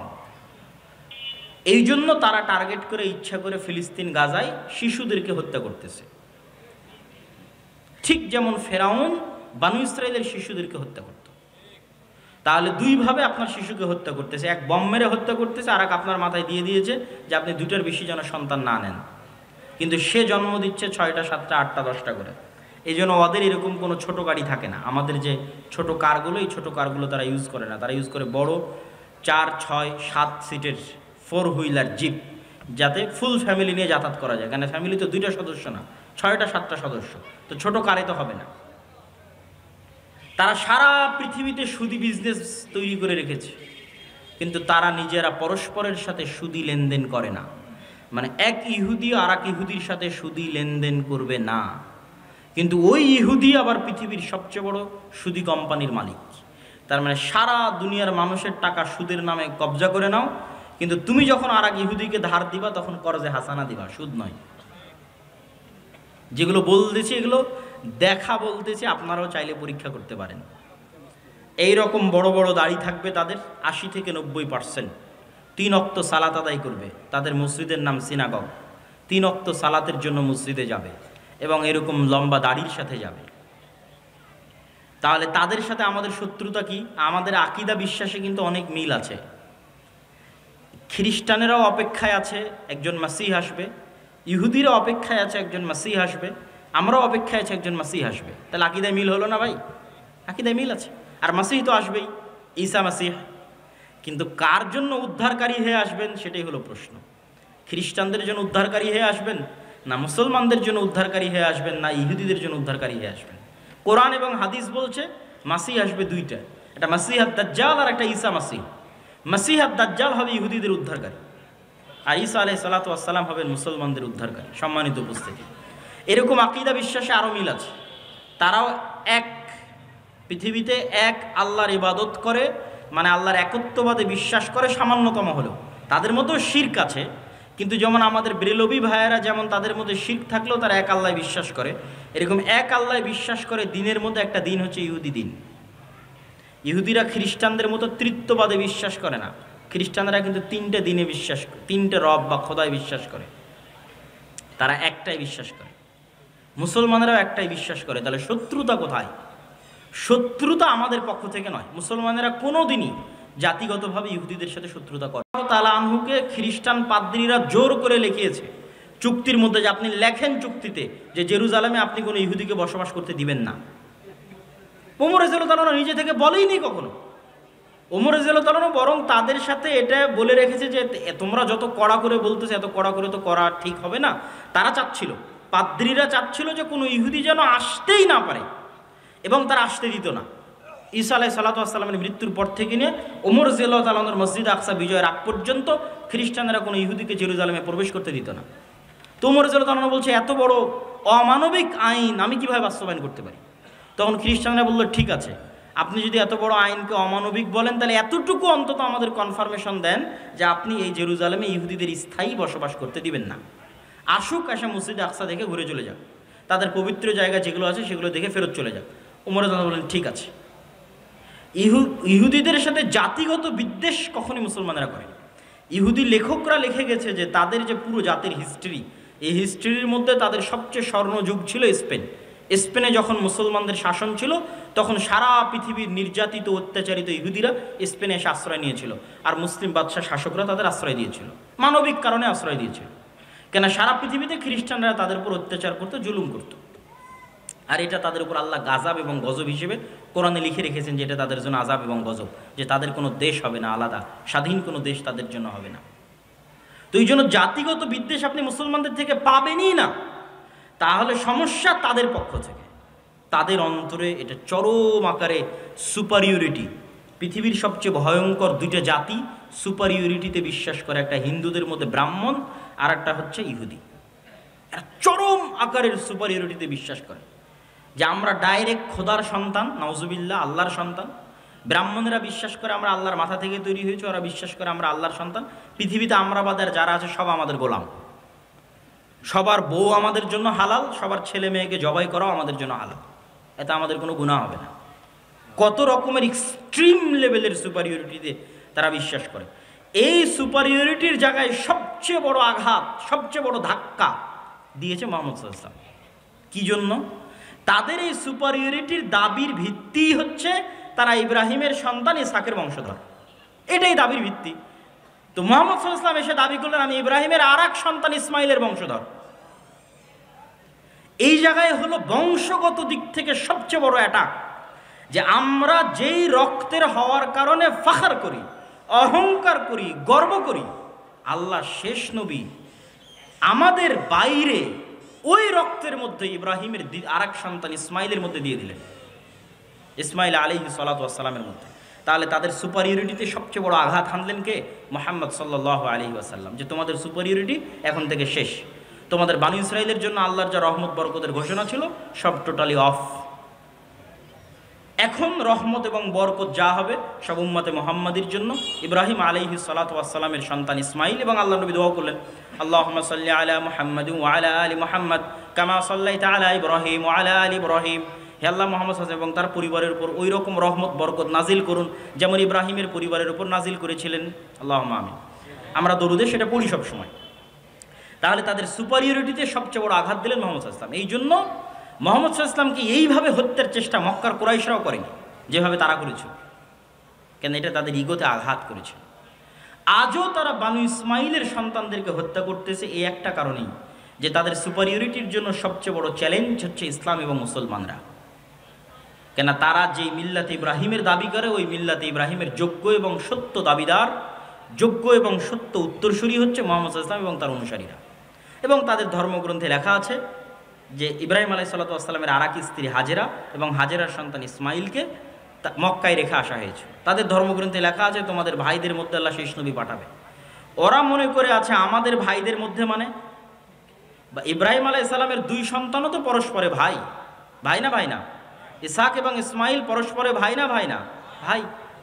তারা মনে করে আছে যে ইয়াকুব আলাইহিস সালামের 12 সন্তান, আমরা পরস্পরে ভাই, আমাদের মধ্যে থেকে আল্লাহ শেষ নবী পাঠাবেন, এই অপেক্ষায় তারা আছে। কিন্তু আল্লাহ সুবহানাহু ওয়া তাআলা তাদের ভাইদের মধ্যেই শেষ নবী পাঠিয়েছেন, সেটা তাদের আদি ভাই ইয়াকুবের পিতা ইসহাক, ইসহাক আলাইহিস সালাতু ওয়াস সালামের রক্তের ভাই ইসমাইল আলাইহিস সালাতু ওয়াস সালামের বংশে আল্লাহ সুবহানাহু ওয়া তাআলা শেষ নবী পাঠিয়েছে। সম্মানিত উপস্থিতি, এই হিংসার কারণে, এই বিদ্বেষের কারণে তারা মুসলমান এবং ইসলামদেরকে সমূলে ধ্বংস করে দিতে চায়। কেন তারা জানে তাদের পতন যদি কারো হাতে হয় মুসলমানদের হাতেই হবে। এটাই হলো সমস্যা। যেমন ফেরাউন জানতো তার পতন যদি কারো হাতে হয় বানু ইসরাইলের হাতে হবে, তারাও জানে আমাদের পতন যদি কোনোদিন কারো হাতে হয় তাহলে মুসলমানদের হাতে হবে। সম্মানিত উপস্থিতি, আমি আমার এই দীর্ঘ ঐতিহাসিক বিশ্লেষণ থেকে আপনাদের কাছে এতটুকুই আহ্বান জানাবো, দিনে ফিরে আসা ছাড়া। আপনি তাদের সাথে মোকাবেলা করবেন অথচ আপনার মধ্যে দিন নাই, তাহলে কি দিয়ে মোকাবেলা করবেন? সে তো দিনের কারণেই এটা জয় করতে এসেছে, দিনের কারণে এখানে শাসন প্রতিষ্ঠা করতে এসেছে, দিনের কারণে আপনাকে হত্যা করছে।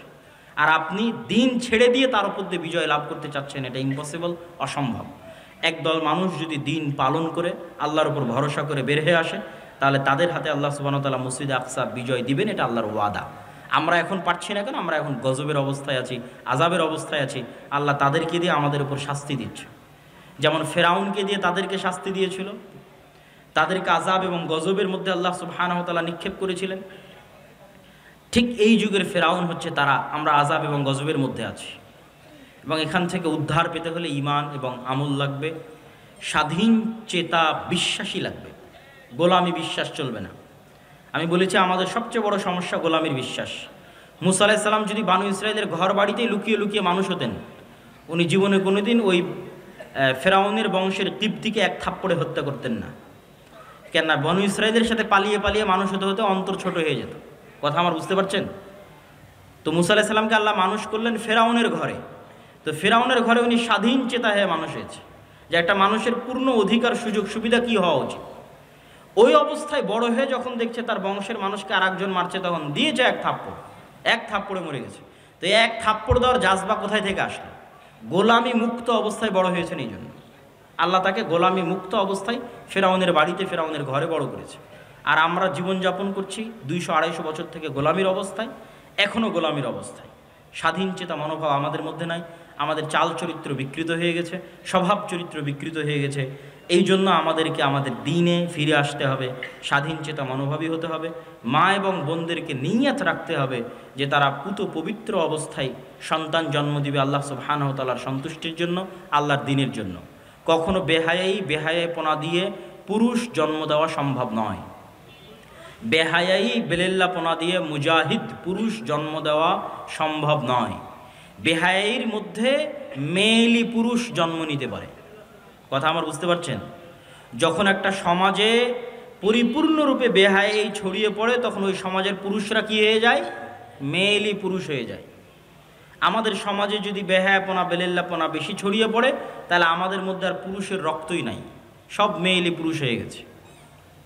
এদের দিয়ে কোনোদিন জেহাদও হবে না, এদের দিয়ে মসজিদে আকসাও বিজয় হবে না। তাহলে পুরুষ জন্ম দিতে হবে। পুরুষকে জন্ম দিতে পারবে পুত পবিত্র বেহায়াপনা বেলেল্লাপনা মুক্ত অবস্থায় যে থাকবে, সে পুরুষ সিংহ, বাঘ, বীর সিংহ সালাহুদ্দিন আইয়ুবী, তারেক বিন জিয়াদের মতো সন্তান জন্ম দিতে পারবে, স্বাধীন চেতা সন্তান জন্ম দিতে পারবে, মেয়েলি পুরুষ নয়। এই জন্য পর্দার গুরুত্ব আছে ইসলামে। সম্মানিত উপস্থিতি, বক্তব্য আলোচনা করতে গেলে আরও দীর্ঘায়িত হয়ে যাবে। আমরা আজকে যে উদ্দেশ্যে এখানে একত্রিত হয়েছি সেটা হচ্ছে দাওয়া ইলাল্লাহর পক্ষ থেকে মসজিদ ভিত্তিক দিন শিক্ষা কার্যক্রম। আমরা 4টে জেলার 126টা মসজিদ সফর করেছি, আপনার এলাকাতেও এসেছি। আপনাদের চারঘাটে সফর করেছি, আপনাদের বাঘায় সফর করেছি, আপনাদের পুঠিয়াতে সফর করেছি। হয়তো সফরের সময় আপনারা ছিলেন না বা জানতেন না, হয়তো সেভাবে বুঝতে পারেননি, কিন্তু আমরা আমাদের মতো 126টা মসজিদ সফর শেষ করেছি। আমাদের সফরগুলো আবারও শুরু হবে ইনশাআল্লাহ।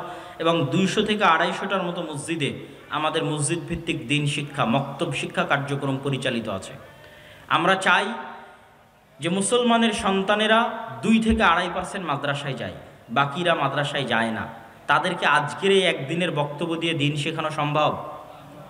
এখানে আপনারা যতজন আছেন তাদেরকে আজকে আমি পূর্ণ দিন শিখিয়ে দিতে পারবো? পারবো না। এখানে শত শত স্কুল কলেজের ছাত্র আছে, এদেরকে আজ আধা ঘন্টা 1 ঘন্টা বক্তব্য দিয়ে কি দিনের জ্ঞান দিব? তাদেরকে দিনের জ্ঞান দিতে পারবো যদি এই অঞ্চলের সব মসজিদে দিন শিক্ষার শক্তিশালী ব্যবস্থা, মসজিদে দিন শিক্ষার ব্যবস্থা তৈরি হয়। এই জন্য প্রত্যেক মসজিদ কমিটির প্রতি আমাদের উদাত্ত আহ্বান থাকবে, আমাদের সাথে হোক, আমাদের আলাদা হোক। আমাদের সিলেবাস অন্তত রেডি, আপনি আমাদের সিলেবাসটা অন্তত আপনার মসজিদে মক্তবে চালু করুন।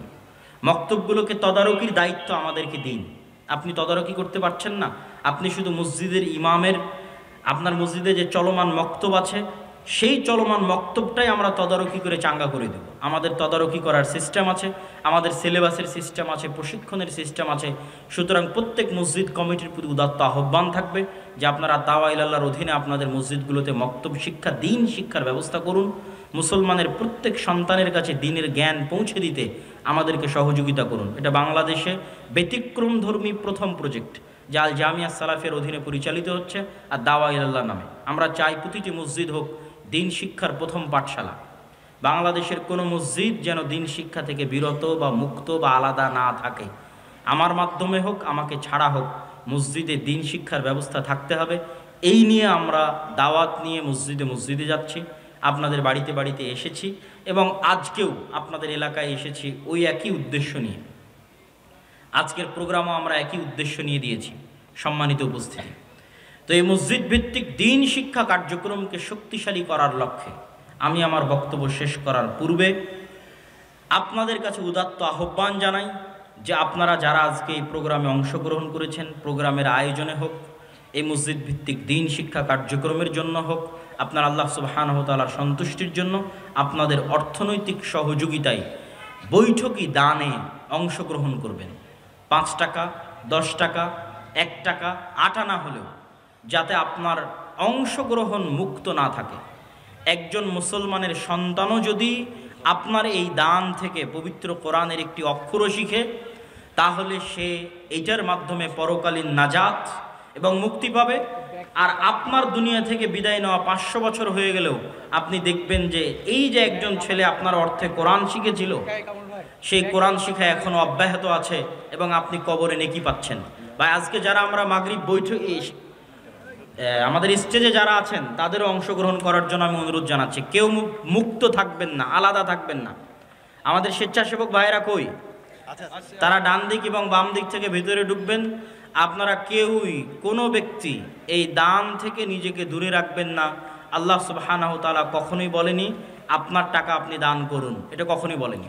আল্লাহ সুবহানাহু ওয়া তাআলা বলেছে আমি তোমাদের যে রিজিক দিয়েছি সেখান থেকে দান করো, আমি দিয়েছি।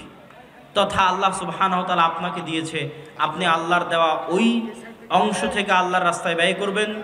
মসজিদ ভিত্তিক দ্বীন শিক্ষা কার্যক্রমে আপনাদের দুইভাবে সহযোগিতা চাই। এক, আপনার এলাকায় গিয়ে মসজিদে দ্বীন শিক্ষার ব্যবস্থা করবেন। আপনার এলাকায় মসজিদের দ্বীন শিক্ষা ব্যবস্থা করার জন্য আমাদের সাথে যোগাযোগ করবেন। জামিয়া সালাফিয়াতে আসবেন। জামিয়া সালাফিয়াতে আদ-দাওয়া ইলাল্লাহর আলাদা অফিসই আছে। সকাল 8টা থেকে 5টা ওখানে মানুষজন বসে আছে, শুধু কোথায় মক্তব চালু করা যাবে এই জন্য, এই অপেক্ষায় বসে আছে। কোন মক্তবে আমরা সিলেবাস দিয়ে পাঠাবো এই অপেক্ষায় বসে আছে। সুতরাং আপনারা আপনাদের মসজিদগুলোতে মক্তব চালু করুন, চালু করার জন্য উদ্যোগ নিন। চালু থাকলে আমাদের সাথে যোগাযোগ করুন। আমাদের সিলেবাস এবং আমাদের ট্রেনিংয়ের মাধ্যমে আপনার ওই মসজিদে মক্তব শিক্ষাকে আমরা চাঙ্গা করতে চাই, শক্তিশালী করতে চাই। যে সমস্ত ছেলে মেয়ে মাদ্রাসায় আসে না, তথা 98% ছেলে মেয়ে, তাদের যারা স্কুল কলেজে যায় তাদের কাছে দ্বীনের মৌলিক জ্ঞানটা আমরা পৌঁছে দিতে চাই। এই আমাদের চেষ্টায় শুধু অর্থনৈতিক অংশগ্রহণ আমি চাইনি। অর্থনৈতিক অংশগ্রহণ আমার মুখ্য উদ্দেশ্য নয়। আমার মুখ্য উদ্দেশ্য হচ্ছে আপনার সাথে আমার যোগাযোগ, আমার সম্পর্ক, আপনার মসজিদে আমার যাওয়ার ব্যবস্থা করে দেওয়া। এই জন্য ওপেন আমার বক্তব্যে ঘোষণা দেওয়া আছে যে আপনি যদি মনে করেন যে আমাকে লক্ষ টাকা দিয়ে আপনার একটা প্রোগ্রামে একদিনের জন্য নিয়ে যাবেন, আমাকে নিয়ে যেতে পারবেন না। কিন্তু আপনি যদি বলেন যে আপনার মসজিদে কোরআন শিক্ষার ব্যবস্থা হবে, এটা উৎসাহ দেওয়ার জন্য আমার যাওয়া দরকার, আমি আমার জমি বিক্রি করে হলো আপনার ওই মসজিদে উপস্থিত হব ইনশাআল্লাহ। এই ওয়াদা প্রত্যেকটা মসজিদে গিয়ে আমার করা আছে এবং সেই ওয়াদা আমি পূরণ করতেছি। আর ওই প্রোগ্রামেই অংশগ্রহণ করব যেই প্রোগ্রামও এরকম ফি সাবিলিল্লাহ। আজকের প্রোগ্রামে যেমন আমরা ফি সাবিলিল্লাহ এসেছি আল্লাহ সুবহানাহু ওয়া তাআলার সন্তুষ্টির জন্য, মসজিদ ভিত্তিক দ্বীন শিক্ষা কার্যক্রমের সচেতনতা তৈরির লক্ষ্যে, এটাকে আরও শক্তিশালী মজবুত করার লক্ষ্যে এসেছি। এই ধারাবাহিকতা আমাদের সামনে আরও বজায় থাকবে এবং অব্যাহত থাকবে। আপনারা দোয়া করবেন যেন আল্লাহ সুবহানাহু ওয়া তাআলা এই উদ্যোগকে কবুল করে। সবাই বলে আল্লাহুম্মা আমিন। কেননা আল্লাহ সুবহানাহু ওয়া তাআলা কবুল না করলে এটা আমাদের জন্য করা কঠিন হয়ে যাবে, আমরা এটাতে সফল হতে পারবো না। কিন্তু আল্লাহ সুবহানাহু ওয়া তাআলা যদি কবুল করে তিনি আমাদের জন্য রাস্তা সহজ করে দিবে। অতএব আমরা আবারও দোয়া করি আল্লাহ সুবহানাহু ওয়া তাআলা আল জামিয়া সালাফিয়ার অধীনে পরিচালিত আদ-দাওয়া ইলাল্লাহর মাধ্যমে মসজিদ ভিত্তিক দ্বীন শিক্ষার এই কার্যক্রমকে কবুল করুন। আল্লাহুম্মা আমিন। সম্মানিত উপস্থিতি, এখান থেকে যখন আপনারা আলোচনা শেষে বিদায় নেবেন, তখন বিদায় নিয়ে যাওয়ার পূর্বে আমাদের মাসিক আল ইতিসামকে মূল্যায়ন করার চেষ্টা করবেন। বাংলাদেশের একমাত্র পত্রিকা যার ফতোয়া বোর্ডে ভারতের জামিয়া সালাফিয়া বানারসের মুহাদ্দিসরাও বসে, একমাত্র পত্রিকা বাংলাদেশের যার ফতোয়া বোর্ডে শুধু বাংলাদেশের আলেমরা নয়, ভারতের আহলে হাদিসদের সবচেয়ে বড় প্রতিষ্ঠান জামিয়া সালাফিয়া বানারসের বড় বড় বিজ্ঞ ওলামা ইকরাম এই ফতোয়া বোর্ডে অংশগ্রহণ করে থাকেন, যারা এখন আল জামিয়া সালাফিয়া ডাঙ্গিপাড়া পবা রাজশাহীর শিক্ষক হিসেবেও দায়িত্ব পালন করছেন। বাংলাদেশের একমাত্র শিক্ষা প্রতিষ্ঠান যেখানে এত বেশি পরিমাণে বিদেশি যোগ্য শিক্ষক দার্স প্রদান করে থাকেন, যারা আল জামিয়া সালাফিয়া বানারস ভারতের আহলে হাদিসদের সবচেয়ে বড় প্রতিষ্ঠান থেকে আগত। এটা বাংলাদেশের একমাত্র ব্যতিক্রম প্রতিষ্ঠান জামিয়া সালাফিয়া ডাঙ্গিপাড়া পবা রাজশাহী। এবং এখানে অচিরেই সৌদি থেকেও মদিনা ইসলামী বিশ্ববিদ্যালয়ের সাথে সম্পৃক্ত শিক্ষকগণ আসবেন। আমরা সেই আশায় সেই অপেক্ষায় দিন কাটাচ্ছি। ইতিমধ্যেই 3 জন মদিনা ইসলামী বিশ্ববিদ্যালয়ের সাবেক শিক্ষক 10 দিনব্যাপী জামিয়া সালাফিয়া ডাঙ্গিপাড়া বাবা রাজশাহীতে দার্স দিয়ে গেছেন। এই ধারাবাহিকতা সামনে অব্যাহত থাকবে ইনশাআল্লাহ।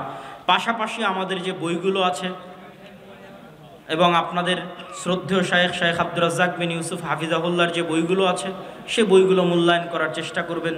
মিন্নাতুল বারি, আমরা হাদিস মানতে বাধ্য, আইনে রাসূল দোয়া অধ্যায়, উপদেশ, কে বড় ক্ষতিগ্রস্ত, কে বড় লাভবান, আদর্শ পরিবার। পাশাপাশি আমার আম্মার কিছু বই আছে যে বইগুলোর পিছনে আমারও পরিশ্রম আছে। আব্বুর বইগুলো আমার কোনোদিন দেখে দেওয়া হয়নি, কিন্তু আমি আমার আম্মার অনেকগুলো বইয়ের পিছনে কাজ করেছি। তার মধ্যে একটা হচ্ছে সমঅধিকার নয় মর্যাদা চাই, শিক্ষা বনাম জাহিলিয়াত, কেন হব অবরোধবাসিনী, কেন হব অবরোধবাসিনী লেখা হয়েছে বেগম রোকেয়ার অবরোধবাসিনীর জবাবে। যে অবরোধবাসিনীতে বেগম রোকেয়া কি কি লিখেছে মুসলিম মা এবং বোনদের পর্দা নিয়ে, বোরখা নিয়ে, তার উত্তরে উত্তরবঙ্গেরই আরেকজন নারী, বেগম রোকেয়া রংপুরের, উত্তরবঙ্গের আরেকজন নারী আমার মা গাইবান্ধার, তিনি তার উত্তরে লিখেছেন কেন হব অবরোধবাসিনী। স্কুল কলেজের প্রত্যেক নারী শিক্ষার্থীর ছাত্রীদের এই বইটি পড়া উচিত। পাশাপাশি শিক্ষা বনাম জাহিলিয়াত, আমাদের স্কুলের চলমান সিলেবাসের বইগুলোতে কি ধরনের গল্প দেওয়া আছে, এই গল্পগুলো আমাদের ছেলে মেয়েদের ব্রেনে কি ধরনের ভুল বিশ্বাস এবং আকীদা ঢুকিয়ে দিচ্ছে এবং তাদের চারিত্রিক পদস্খলন ঘটাচ্ছে, তার বিস্তারিত ধারাবাহিক বিবরণ আছে। যে 5ম শ্রেণীর আমার বাংলা বই উমুক অধ্যায় এত পৃষ্ঠায় এই আছে, 6ষ্ঠ শ্রেণীর উমুক বই এত পৃষ্ঠায় এই আছে, এই মর্মে পুরো ধারাবাহিক বিবরণ আছে শিক্ষা বনাম জাহিলিয়াত। আর সমঅধিকার নয় মর্যাদা চাই হচ্ছে যে সমস্ত নারীরা সমঅধিকারের দাবিতে নারীবাদীতে রূপ নিয়েছে এবং ইসলামের গণ্ডি থেকে বের হয়ে যাচ্ছে, তাদের মুখোশ উন্মোচন করা হয়েছে সমঅধিকার নয় মর্যাদা চাই। সম্মানিত উপস্থিতি, পাশাপাশি আমি আপনাদেরকে সুখবরও দিতে চাই যে মিন্নাতুল বারি 2য় খণ্ডের মানুষের অনেক অপেক্ষা ছিল। আমার জীবনে দেখা, অন্তত আমার লাইফে আর কোনো বইয়ের কথা মানুষ